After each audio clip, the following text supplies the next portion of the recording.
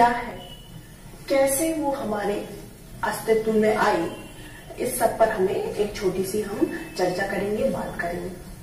तो इंग्लिश का जो सिलेबस है उसे स्टार्ट करने से पहले हमें जानना होगा कि आखिर ये इंग्लिश क्या है। ठीक है, तो सबसे पहले हम कुछ उसका बेसिक समझेंगे और उससे भी पहले एक छोटी सी कहानी देखेंगे कि हम पढ़ तो रहे हैं इतने दिनों से, इंग्लिश एक सब्जेक्ट चला आ रहा है, तो हम उसे आखिर पढ़ क्यों रहे, कैसे वो सब्जेक्ट बोले तो उसका अस्तित्व आया हमारे भारत में, इंडिया में। ठीक है, क्यों ये जानना जरूरी है, क्योंकि यदि हम देखें तो हमारा जो देश है वो क्या है, एक बोल सकते हैं हिंदी राष्ट्र है, जहां पर हिंदी बोली जाती है। हिंदी भी ना बोले तो हम कई विविधताओं का देश है ना, बहुत सारी डाइवर्सिटी है हमारी इंडिया में, कई तरीके की यहाँ पर लैंग्वेज बोली जाती है, कई तरीके की यहाँ पर भाषाएं बोली जाती हैं। ठीक है, सभी राज्यों को यदि मिला लें तो यहाँ पर कई तरीके की भाषाएं बोली जाती हैं। यदि हम देखें तो 22 यहाँ पर भाषाएं बोली जा रही हैं जिन्हें दर्जा प्राप्त है, लेकिन यहाँ पर इंग्लिश तो थी ही नहीं। यदि हम प्राचीन काल की बात करें या पहले का बात करें, प्राचीन इतना भी प्राचीन काल नहीं, ऋग्वेद यजुर्वेद वाला टाइम नहीं, यदि हम आज से 100 साल पहले भी चले जाए तब भी हमारे देश में इंग्लिश कुछ थी नहीं यदि हम देखें। लेकिन अब जैसे जैसे समय आगे बढ़ता जा रहा है, टाइम आगे आता जा रहा है, तो ये इंग्लिश उतनी ही क्या होती जा रही है, हमारी लाइफ में इम्पोर्टेंट होती जा रही है, खास करके स्टूडेंट्स के लिए।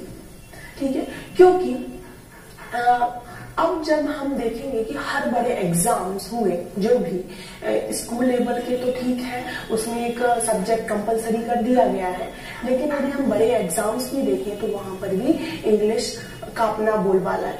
ठीक है, वहां पर भी बहुत आवश्यक हो गई है। ठीक है, तो यहाँ पर हमें अब ये समझना जरूरी है कि हमें अब इसके साथ आगे आगे चलना पड़ेगा। जैसे जैसे इसका डेवलपमेंट होता जा रहा है, डेवलप होती जा रही है लैंग्वेज, हमें भी उसके कदम से कदम मिलाकर यहाँ पर चलना पड़ेगा।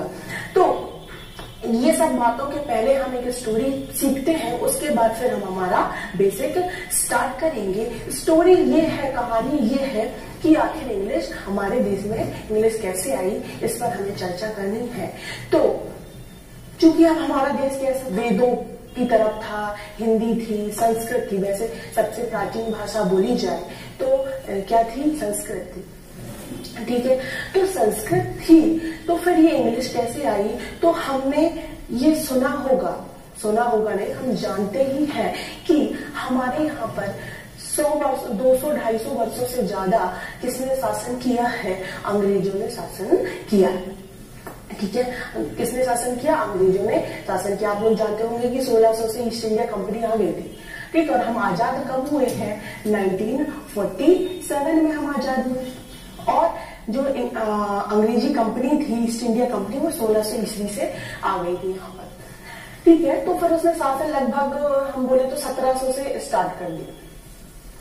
तो यहाँ पर ये कहना सही होगा कि अंग्रेजों ने हम पर 250 साल शासन किया है, 250 साल यहाँ पर हमारे भारत देश में शासन किया है। तो अब ये मैं क्यों बता रही हूँ, ये इंग्लिश का प्रादुर्भाव है हमारी इंडिया में, इसलिए ये बताया जा रहा है। क्योंकि यदि हम इंग्लिश का हिंदी भावार्थ देखें या हिंदी मीनिंग देखें तो इसे हम क्या लिखते हैं, अंग्रेजी लिखते हैं। ठीक है, और अंग्रेजी वर्ड किससे निकलकर आया है, अंग्रेज से निकलकर आया। तो अंग्रेजी किसकी हुई, अंग्रेजों की अंग्रेजी हो गई। ठीक है, जैसे इंग्लिश बोला जाता है तो अंग्रेज कौन हुए, जिन्होंने हम पर शासन किया, ब्रिटिश के लोग थे।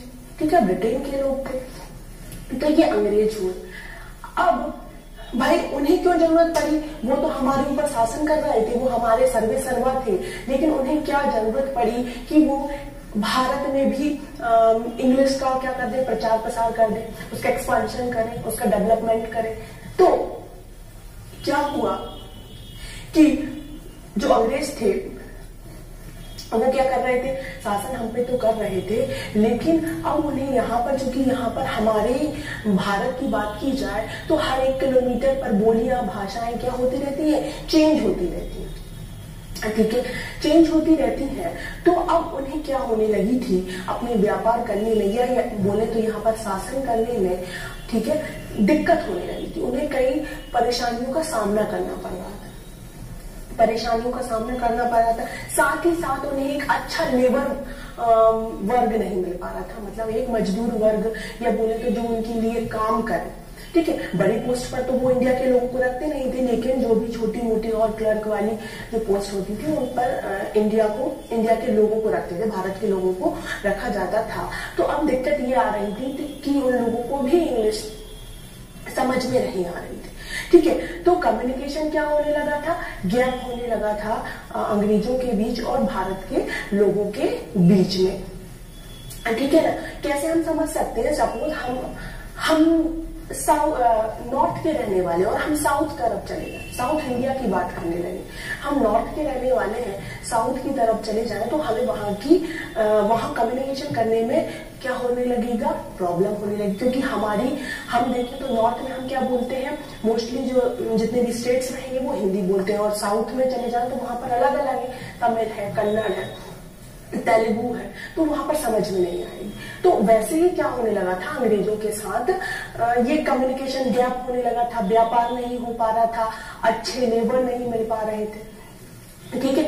अब अच्छे लेबर नहीं मिल पा रहे थे या बोले सुशिक्षित लेबर नहीं मिल पा रहे थे, जिन्हें अच्छा नॉलेज हो लैंग्वेज का, तो बड़ी दिक्कतें हो रही थी। और जो क्या लोगों की बातों को भी नहीं समझ पा रहे थे, ना ही भारत के लोग अंग्रेजों की बातों को समझ पा रहे थे। तो इस कम्युनिकेशन गैप को हटाने के लिए फिर अंग्रेजों ने दिमाग लगाया, फायदा वो अपना ही देख रहे थे कि चलो ठीक है, यहाँ पर एक नई क्या लाई जाए, शिक्षा नीति लाई जाए। क्यों? क्योंकि उस समय पर भारत बहुत ही पिछड़ा हुआ देश था। शैक्षणिक स्थिति से मैं बात कर रही हूँ कि शैक्षिक स्थिति से पिछड़ा हुआ देश था। और वहीं हम बात करें यूरोपीय देशों की, तो यूरोपीय देश धीरे धीरे क्या हो रहे थे, विकसित हो रहे थे, अच्छी पढ़ाइयां चल रही थी वहां पर, वहां की शिक्षा नीति अच्छी थी, ठीक है ना। और हम लोग वो धर्मकांड वाले उस जोन में जा रहे थे। तो यहाँ पर अब अंग्रेजों ने सोचा अपने फायदे के लिए कि भाई हमें अच्छे लेबर भी तो चाहिए, तो उनको आना चाहिए इंग्लिश। तो उन्होंने एक शिक्षा नीति तैयार की और अपने एक वित्त मंत्री ना कहें, एक अपने मंत्री मिनिस्टर को लॉर्ड मैकाले करके, है ना, कौन से, लॉर्ड